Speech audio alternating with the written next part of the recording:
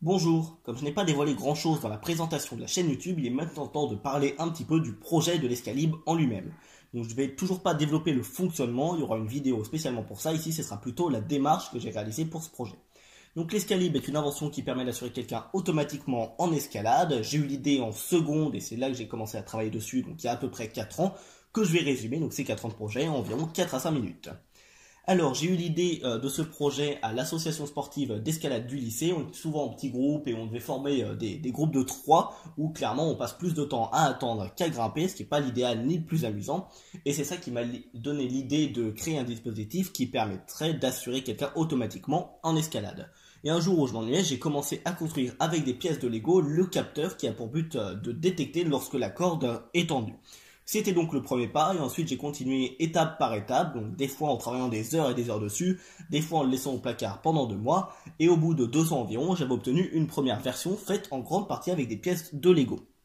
Et c'est là qu'intervient le concours innové de Sciences et Vie Junior. Donc pour ceux qui ne connaissent pas, tous les mois, Sciences et Vie Junior offre 1000 € à un inventeur et j'ai décidé de participer au concours en fin de première. Et en fait, j'étais assez sûr de moi et je me doutais un peu que j'allais gagner parce que le projet était beaucoup plus ambitieux que pas mal d'inventions qui avaient déjà gagné auparavant. Et en plus de ça, lorsqu'on envoie une invention, si elle ne gagne pas ce mois-ci, elle est remise en jeu pour le mois suivant, donc ce qui m'assurait toutes mes chances. J'ai attendu pendant tout l'été sans qu'il se passe grand chose et en forçant un petit peu à la rentrée, j'ai réussi à obtenir un rendez-vous téléphonique avec un des membres du jury qui m'a dit que l'idée était bien mais que le journal n'assumait pas de publier une invention d'assurage, donc avec la vie de quelqu'un au bout de la corde, si elle était construite uniquement avec des pièces de Lego, ce qui est plutôt logique.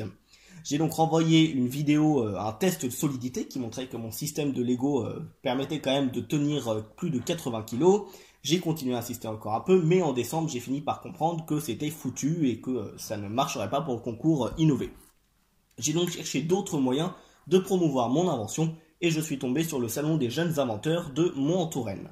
Je me suis inscrit, j'ai continué d'améliorer mon invention et je suis arrivé au salon en mai 2016. Et s'il y a des inventeurs qui regardent, ce salon, c'est le bonheur. J'ai rencontré beaucoup de gens, d'autres inventeurs, du public qui m'a permis d'avoir pas mal d'avis extérieurs et des remarques. Ça m'a énormément aidé pour la suite du projet. D'autant plus que je suis arrivé 4e et j'ai donc gagné 300 € et la médaille d'argent du concours Lépine. Et je décide donc pendant l'été 2016 de tout reprendre à zéro et de reconstruire environ tous les Lego, le tout assisté d'une imprimante 3D qui n'est pas prévue initialement mais que j'ai eu en cadeau pour mes 18 ans et sans laquelle clairement je n'aurais pas fait grand chose. Problème, à la fin des vacances j'ai toujours pas fini alors que j'entre en septembre en prépa. Du coup j'avance pas d'un millimètre pendant 2 mois et petit à petit je reprends un peu pendant les vacances, quelques heures le samedi après-midi en sortant des DS. Et je représente à nouveau mon invention au concours innové en avril, c'est-à-dire 2 mois avant l'âge limite pour s'inscrire au concours. Et cette fois-ci, je gagne. Du coup, avec l'aide d'un ingénieur de l'INPI, j'écris un brevet en vitesse parce qu'il doit être déposé avant la publication du magazine. Ouf. Ensuite, ça se calme un peu puisque à la fois il s'agit du temps d'analyse du brevet par l'INPI pendant laquelle je ne peux pas trop dévoiler les secrets de l'invention ni en parler.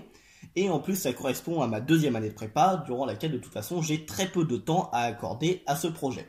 À une petite exception toutefois, la finale, puisque tous les ans, Sciences et Vie Junior réunit les 12 gagnants de l'année, avec pas mal de médias, pour décerner d'autres prix.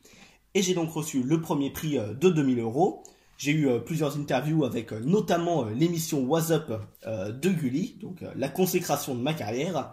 Et après toutes ces émotions, j'ai eu une période un petit peu plus calme où je me suis occupé de quelques démarches administratives telles que les concours d'entrée pour les écoles d'ingénieurs. Et nous y voilà. Le brevet est désormais bien avancé, j'ai reçu le rapport de recherche de l'INPI, donc sans rentrer dans les détails, c'est-à-dire que c'est bien parti pour que l'invention ait un brevet, et ça veut dire aussi que je peux désormais parler et communiquer un peu autour de cette invention. Et la suite du projet, eh bien tout d'abord je vais reconcevoir certaines parties, améliorer des points dont je ne suis pas encore satisfait, et en parallèle je vais commencer à contacter des industriels qui pourraient m'aider à développer le projet encore plus loin, avec comme but ultime au final de vendre l'invention. Quant à savoir comment, aucune idée, j'avance étape par étape sans savoir trop où ça me mènera, mais si vous voulez connaître la suite de l'aventure, eh bien je ferai des mises à jour régulières sur cette chaîne, donc vous pouvez vous abonner pour avoir toutes les prochaines étapes.